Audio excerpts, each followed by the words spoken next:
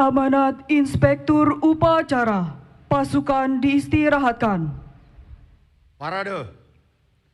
Istirahat. Di tempat.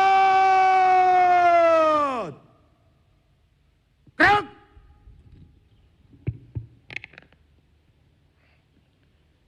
Bismillahirrahmanirrahim. Assalamualaikum warahmatullahi wabarakatuh. Selamat pagi. Salam sejahtera bagi kita sekalian. Shalom, salve, Om Swastiastu, Namo Buddhaya, salam kebajikan. Salam Pancasila. Yang saya hormati Presiden kelima Republik Indonesia, Profesor Dr. Honoris Causa Megawati Soekarno Putri, yang juga sekaligus menjabat sebagai Ketua Dewan Pengarah Badan Pembinaan Ideologi Pancasila. Wakil Presiden Republik Indonesia, Saudara Gibran Raka Buming Raka. Wakil Presiden ke-10 dan ke-12 Republik Indonesia, Bapak Haji Muhammad Yusuf Kalla. Wakil Presiden ke-13 Republik Indonesia, Profesor Kiai Haji Dr. Ma'ruf Amin. Istri Wakil Presiden ke-9 Republik Indonesia, Ibu Hajah Soraya Hamzahas. Pimpinan Lembaga Negara, Ketua Majelis Permusyawaratan Rakyat Republik Indonesia, Saudara Ahmad Muzani, beserta para Wakil Ketua MPR RI dan para Wakil Ketua DPR RI. Ketua Dewan Perwakilan Daerah Republik Indonesia, Saudara Sultan Bakhtiar Najamuddin, beserta para Wakil Ketua DPD RI. Ketua Mahkamah Agung, Profesor Sunarto. Ketua Mahkamah Konstitusi, Saudara Suhartoyo. Ketua Komisi Yudisial, Saudara Abdul Khair Ramadan. Para Menteri Koordinator, para Menteri dan Kepala Badan, para Wakil Menteri, Kepala Badan Pembinaan Ideologi Pancasila, Kepala BIN, Panglima TNI dan Kapolri, para penasihat utusan dan staf khusus Presiden, serta seluruh anggota Kabinet Merah Putih yang hadir. Yang saya hormati para hadirin tamu undangan, rekan-rekan pers dan media, serta seluruh masyarakat Indonesia, sebangsa dan setanah air, dimanapun engkau berada. Pertama-tama sebagai insan yang bertakwa, tidak henti-hentinya kita panjatkan puji syukur kehadirat Tuhan Maha Kuasa, Tuhan Maha Besar, yang memiliki sekalian alam, atas segala karunia, atas kesehatan, dan atas kedamaian yang masih diberikan kepada kita, sehingga kita dapat berkumpul di tempat yang bersejarah ini pada hari ini dalam suatu upacara peringatan Hari Lahir Pancasila 1 Juni 2026. Hari ini kita peringati 81 tahun hari lahirnya Pancasila. 81 tahun yang lalu, Bung Karno berdiri di hadapan sidang Badan Penyelidik Usaha-Usaha Persiapan Kemerdekaan Indonesia dan menyampaikan gagasan besar yang kemudian menjadi dasar falsafah negara Republik Indonesia. Pancasila lahir bukan dari ruang kosong. Pancasila lahir dari sejarah, pengalaman, budaya, dan cita-cita bangsa Indonesia sendiri. Pancasila adalah sebuah konsensus agung, suatu kesepakatan kebangsaan yang memungkinkan bangsa kita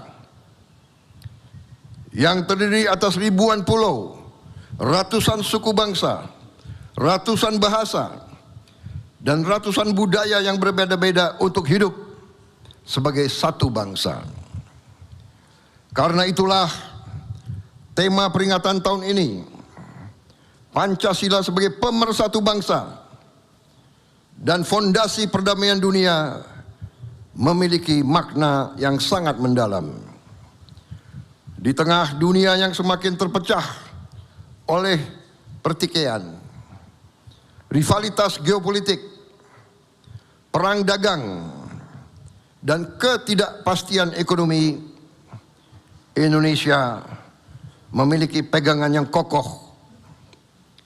Pegangan itu adalah Pancasila. Saudara-saudara, Pancasila bukan sekedar dokumen sejarah. Pancasila juga tidak boleh sekedar slogan yang kita ucapkan dalam setiap upacara. Pancasila adalah pedoman untuk mengatur kehidupan berbangsa, kehidupan bermasyarakat, kehidupan bernegara, termasuk bagaimana kita membangun sistem ekonomi nasional kita. Salah satu tantangan besar bangsa Indonesia hari ini adalah memastikan bahwa pembangunan ekonomi kita benar-benar berjalan sesuai dengan nilai-nilai Pancasila. Marilah kita selalu jujur kepada diri kita sendiri. Kita harus mengakui kelemahan-kelemahan dan kesulitan-kesulitan yang kita hadapi. Selama beberapa dasawarsa terakhir, Indonesia ekonominya memang tumbuh. Tapi apakah pertumbuhan itu sudah merata, sudah dirasakan oleh seluruh rakyat Indonesia secara adil? Marilah kita jujur melihat kenyataan yang kita hadapi sekarang. Kita memiliki sumber daya alam yang luar biasa. Kita sudah mengerti kekayaan kita luar biasa. Kita adalah salah satu produsen terbesar komoditas-komoditas penting yang dibutuhkan dunia modern, yang dibutuhkan oleh teknologi tinggi. Kita salah satu produsen terbesar mineral-mineral penting, tembaga, timah, emas, logam tanah jarang. Kita produsen kelapa sawit, batu bara, nikel, komoditas pertanian lainnya yang sangat penting. Dan sekarang kita sudah swasembada pangan, di mana banyak negara menghadapi kesulitan. Kita sudah lebih siap. Namun kita harus mengakui bahwa terlalu lama kekayaan kita tidak sepenuhnya bisa dimanfaatkan untuk kemakmuran rakyat. Terlalu lama sebagian nilai tambah atas sumber daya kita dinikmati di luar negeri. Terlalu lama rakyat kita hanya menjadi penonton di atas kekayaan bangsanya sendiri. Karena itulah saya berkeyakinan bahwa tugas sejarah kita saat ini, tugas sejarah saya sebagai Presiden Republik Indonesia ke-8, sebagai mandataris rakyat yang disumpah di hadapan rakyat, adalah untuk melakukan transformasi bangsa, terutama transformasi ekonomi nasional kita. Transformasi dari ekonomi yang belum sepenuhnya berlandaskan Pancasila menuju ekonomi yang sungguh-sungguh berdasarkan Pancasila. Saudara-saudara, apa arti ekonomi berdasarkan Pancasila? Pertama, ekonomi yang religius, ekonomi yang berkemanusiaan, dan ekonomi yang memperkuat persatuan nasional. Kita percaya bahwa kekayaan alam bukan sekedar komoditas ekonomi. Kekayaan alam adalah amanah Tuhan Yang Maha Esa yang harus dikelola secara bertanggung jawab untuk sebesar-besar kemakmuran rakyat dan juga untuk anak dan cucu kita, untuk masa depan, untuk generasi-generasi yang akan datang.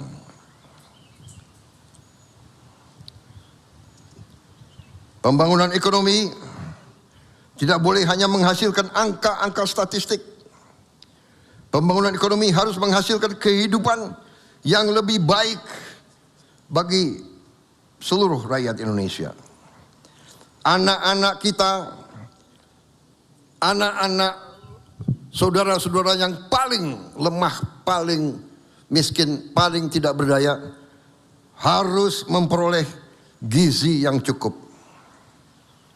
Petani kita harus memperoleh pupuk yang tepat waktu dan harga yang benar. Nelayan kita harus memperoleh akses pasar yang adil dan harus dibantu dan harus diberdayakan.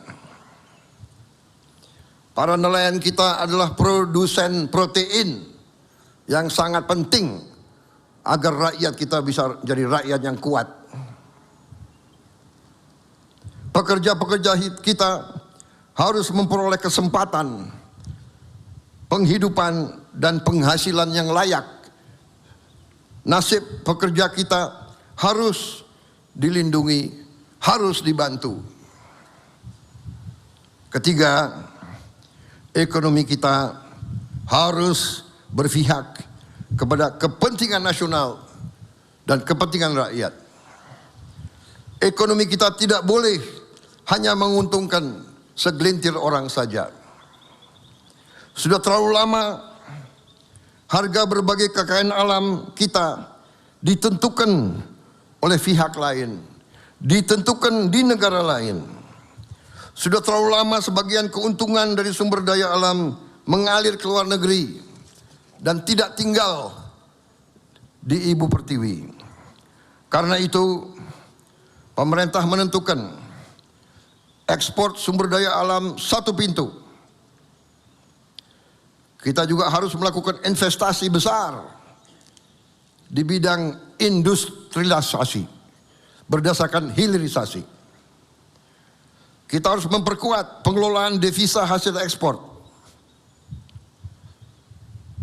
dan memastikan bahwa kekayaan Indonesia memberi manfaat sebesar-besarnya kepada seluruh rakyat Indonesia.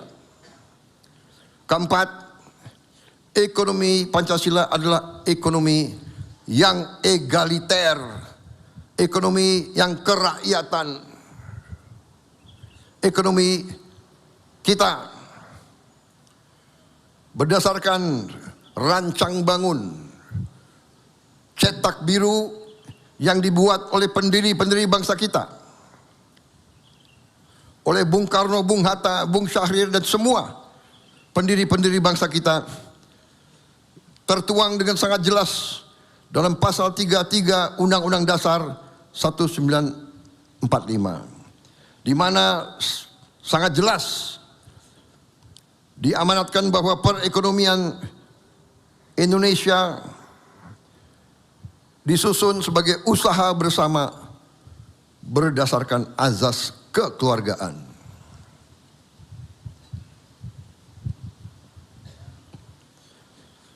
Karena itu, koperasi harus diperkuat, koperasi harus bangkit. Koperasi adalah salah satu alat untuk mengangkat rakyat kita dari keadaan kemiskinan dan ketidakberdayaan. Usaha kecil dan menengah harus kita perkuat. Dan desa harus menjadi pusat pertumbuhan ekonomi baru. Saudara-saudara, karena itu rakyat harus menjadi pelaku utama dari pembangunan, bukan sekedar objek pembangunan, apalagi hanya menjadi alat pembangunan. Kelima, ekonomi kita adalah ekonomi yang berkeadilan sosial. Inilah tujuan dari seluruh perjuangan kita. Pertumbuhan ekonomi harus disertai pemerataan. Kemajuan harus dirasakan oleh seluruh rakyat Indonesia. Saudara-saudara, atas dasar itulah pemerintah saat ini melakukan berbagai langkah transformasi. Kita tidak hanya mau bicara pembangunan. Kita sekarang punya cita-cita yang lebih berani. Kita sedang dan akan menjalankan terus strategi transformasi bangsa. Strategi kita sejatinya adalah transformasi menjadi haluan yang sejalan dengan Pancasila. Kita memperkuat hilirisasi sumber daya alam.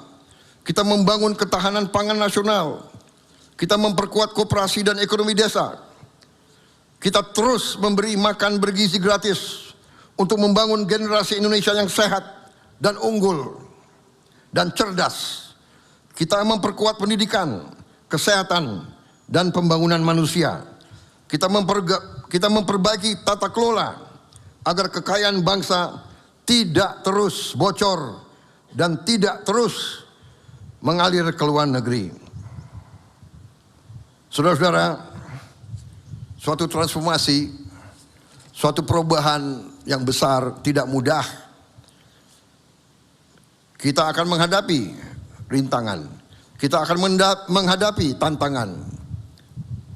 Mungkin juga kita akan menghadapi perlawanan dari kelompok-kelompok yang suka dengan korupsi, suka dengan penyeludupan, suka dengan tindakan-tindakan ekonomi yang ilegal.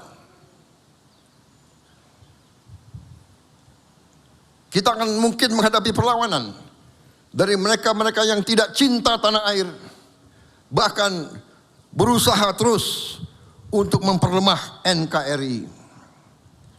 Tapi bangsa yang besar harus berani. Kita harus berani ambil keputusan yang benar. Walaupun sulit, kita harus berani membela rakyat kita. Kita tidak boleh mewariskan kemudahan jangka pendek, tapi mengorbankan masa depan anak-anak dan cucu-cucu kita. Tidak ada negara yang merdeka tanpa kemakmuran. Kita tidak mau jadi bangsa yang tergantung oleh bangsa lain.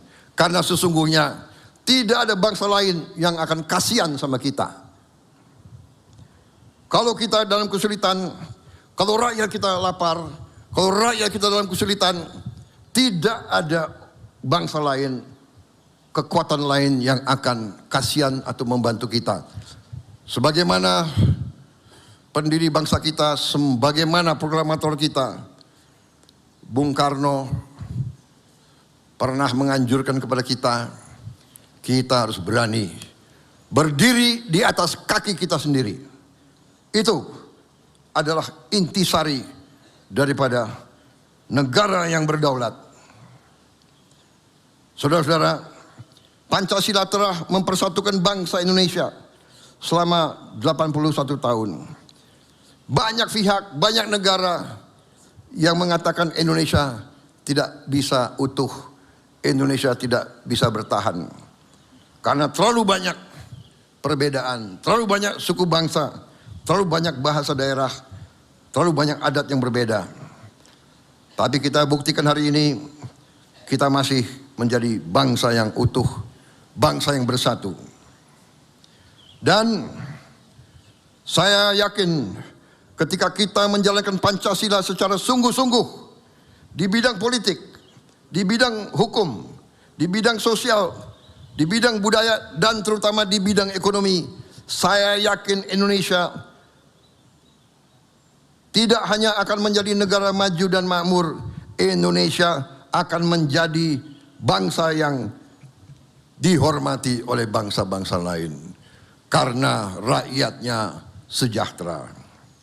Bangsa yang kuat karena persatuannya, bangsa yang makmur karena keadilannya, bangsa yang besar karena kemanusiaannya, bangsa yang mampu menjadi kekuatan bagi perdamaian dunia, bangsa yang tidak minta-minta bantuan, bangsa yang mampu membantu bangsa-bangsa lain.